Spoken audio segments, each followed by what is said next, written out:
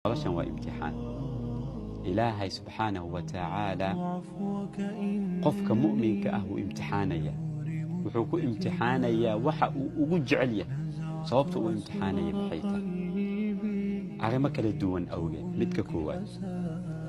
midka koowaad waxay tahay si ilaahay subxaanahu wa tacaala qofka dembigiisa u dhaafo. midka labaad si ilaahay subxaanahu wa tacaala qofka darajo ka saraysa uu u gaarsiiyo. midka saddexaad maadaama ilaahay subxaanahu wa tacaala qofkan uu jecel yahay uuna raba in xaggiisa u soo laabto. marka qaar qofka waa la imtixaana, ilaahay wuxuu rabaa inaad u soo laabatid caza wajal. midka afaraad waa lagu imtixaana sababtoo ilaahay wuxuu rabaa meel ka saraysa inuu ku gaarsiiyo, wax ka fiican in lagu siiyo.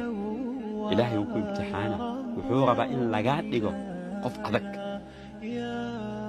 waa lagu imtixaana sababtoo ah noloshan oo dhan ayaaba ku dhisan imtixaankaas.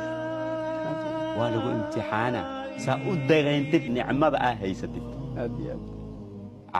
xanuun waad xanuunsanaysaa, waa imtixaan. waxaa lagu dareensiinayaa qiimaha iyo nicmada ay leedahay caafimaad.